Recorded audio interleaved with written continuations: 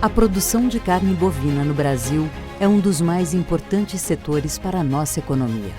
Atualmente somos os maiores exportadores mundiais e segundo maior produtor.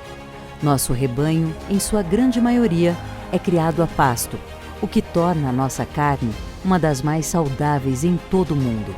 E nós, da Boehringer Ingelheim e Ivomec, temos orgulho em contribuir com o avanço da qualidade de um alimento fundamental para a saúde humana ao longo desses 40 anos de Brasil.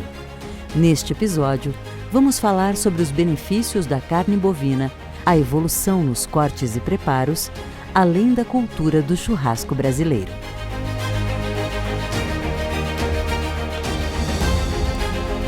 No Brasil, nós temos uma vantagem muito grande. A nossa carne é a carne mais desejada do planeta. Por quê? É a pasto, nós temos condições, nós temos território, nós temos solo adequado. Então nós podemos produzir um alimento que é o grande desejo que se vê lá fora. Por quê? Porque todos querem carne de animal a pasto. Todos sabem dos benefícios que esse alimento traz em termos de riqueza de nutrientes e ausência de componentes desfavoráveis tóxicos, hormônios, antibióticos, fungicidas, indutores de crescimento, etc. Então isso faz muita diferença. E olha, 94% do gado no Brasil é a pasto, é a melhor carne. O boi brasileiro, ele é uma máquina, né? Ele é uma máquina de transformar o capim, que é base em celulose, numa proteína de alto valor biológico, que é a carne. Tem uma pergunta que é das que eu mais recebo. Andréia, mas a carne bovina contribui então para o fim da vida na Terra? E eu adoro responder essa pergunta porque eu digo que a carne bovina está mantendo a vida na Terra. Tudo isso porque, como a gente sabe, o animal herbívoro, ele come pasto, come capim, e esse capim é um dos corresponsáveis para que a gente tenha este balanço de emissão de carbono e absorção de carbono positivo. Além disso, o fato da gente ter o capim no solo é como se fosse um band-aid da terra. Então a gente consegue fazer com que essa terra seja muito mais protegida de tudo que ela poderia viver se ela estivesse exposta sem tratamento. A gente podia falar ainda mais que por conta desse capim, a gente tem produtores cuidando dessa área, evitando que essa área seja queimada, evitando que essa área seja degradada, porque obviamente se o capim é alimento do boi e o boi é o meu produto, eu preciso que o alimento desse meu produto seja da maior qualidade. A gente tem aqui, por lei, a gente teria que ter 218 milhões de hectares protegidos. Nós temos aqui 350 milhões, então a gente tem mais do que é exigido por lei, justamente porque o pecuarista, o produtor rural, quem está trabalhando no agro, entende o potencial que aquela área protegida tem para toda a área que ele usa. Em resumo, se o boi elimina alguma coisa da terra, ele está eliminando as coisas ruins, ele está mantendo as coisas boas e então contribuindo para que a gente continue com uma vida saudável como a gente tem. O que eu recebo muito de questionamento aqui na clínica, os pacientes, é o seguinte: se eu posso consumir carne vermelha com frequência? Eu entendo que pode e deve, porque em todas as fases, desde a criança, o adolescente, o adulto, o idoso, todos nós precisamos de consumo adequado de carne vermelha.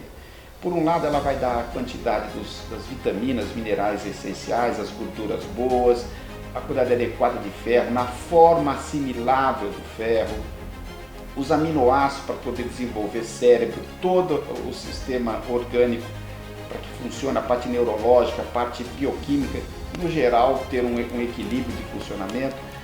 Isso é muito importante. Eu entendo que é um grande alimento, nós não podemos ignorar isso.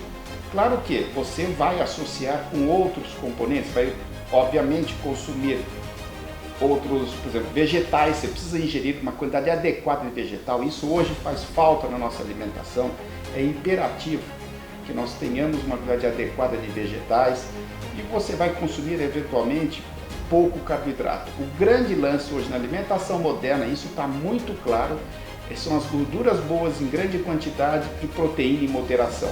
Esse é o segredo. Sim, nosso sistema de inspeção ele é bastante rígido, né? Em todas as instâncias que existe o sistema de inspeção, a fiscalização é bastante enérgica. Então, as pessoas que entram nesse mercado precisam estar cientes das exigências legais, né? A fiscalização está atenta à questão de maus tratos, à questão a trabalho escravo, atenta à questão do impacto ambiental. Então, todo esse trabalho é feito pelos órgãos de extensão agropecuária e também pelos sistemas de inspeção, né? E, então, o processo todo é muito rigoroso, muito controlado, e o que resulta num animal seguro. Nós não temos problemas com doença da vaca louca, então tudo isso é muito bem controlado pela assistência veterinária e também pelos técnicos veterinários e outras profissionais que atuam nessa área. Então nós temos realmente uma carne de qualidade e bastante segura.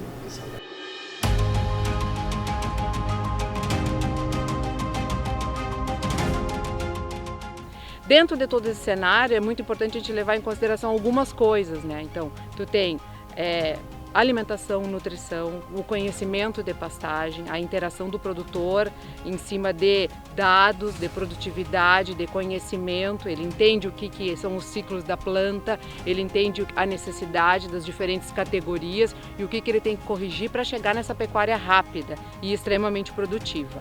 A gente tem genética aliada a tudo isso, então nós temos o Brasil basicamente vem de uma base genética zebuína, né? É a raça mais criada no país.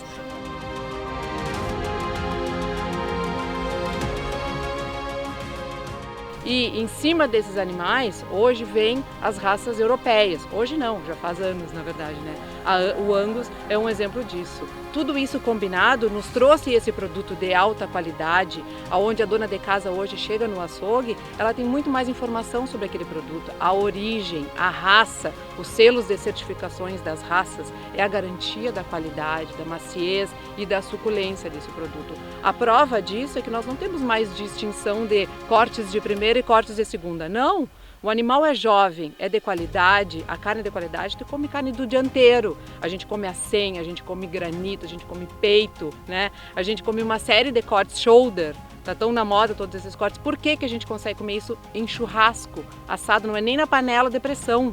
Isso é churrasco ou no forno. Por que a gente come? Porque são produtos de altíssima qualidade. A gente não tem quase ali a questão do colágeno que tinha antigamente do animal velho, que a gente tem que botar na panela e ficar botando água para solubilizar. Não existe mais isso.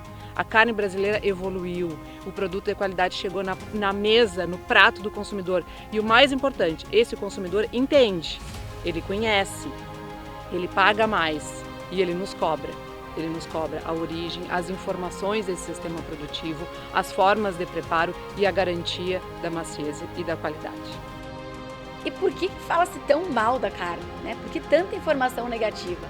Mas tem um fator muito curioso, que a própria Segunda Sem Carne, quem nunca ouviu falar, né? Ela nasceu lá em 1914, na Primeira Guerra Mundial, quando a gente precisou poupar carne para que os soldados comessem.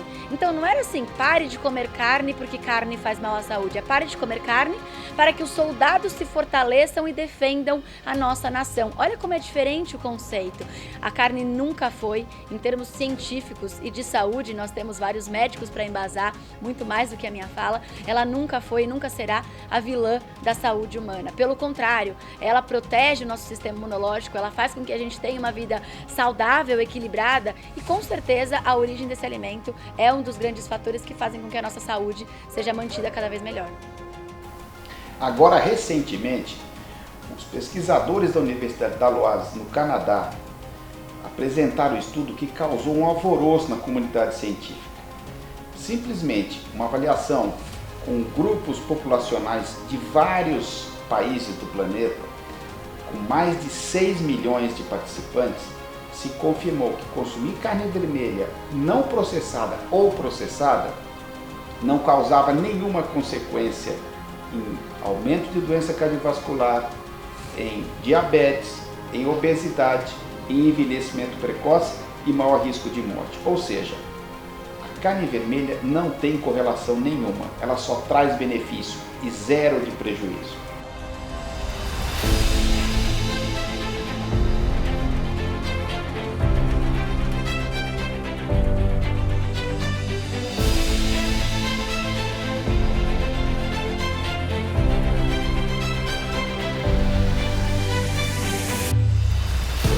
É um orgulho ser pecuarista, porque sem alimento não tem país que sobreviva. Um povo com fome, ele entra em guerra, ele perde as suas virtudes, porque quando tu vê um filho chorando por uma falta de alimento, isso aí um pai vai fazer o que tiver que fazer para trazer o alimento para ele. E isso nos serve de orgulho, nos enche de orgulho da gente ter seguido produzindo, mesmo com essa pandemia.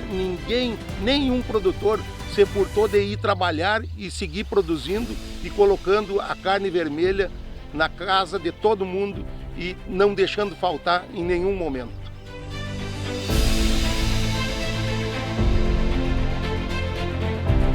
A série Do Campo à Mesa mostra muito mais do que o caminho que a nossa carne percorre. Revela quem a faz chegar até nós com a qualidade que conquistou o mundo. Histórias que você saboreou nesses 4 episódios. Até pouco mais de 40 anos, ninguém imaginaria que a pecuária brasileira estaria no atual nível de excelência, moldada para o sucesso, referência no controle parasitário. O empenho de pessoas como os protagonistas da série, além de avanços tecnológicos decisivos, como os de Ivomec, nos fazem pensar que os desafios do presente serão superados e se tornarão novas histórias que vamos contar nos próximos 40 anos.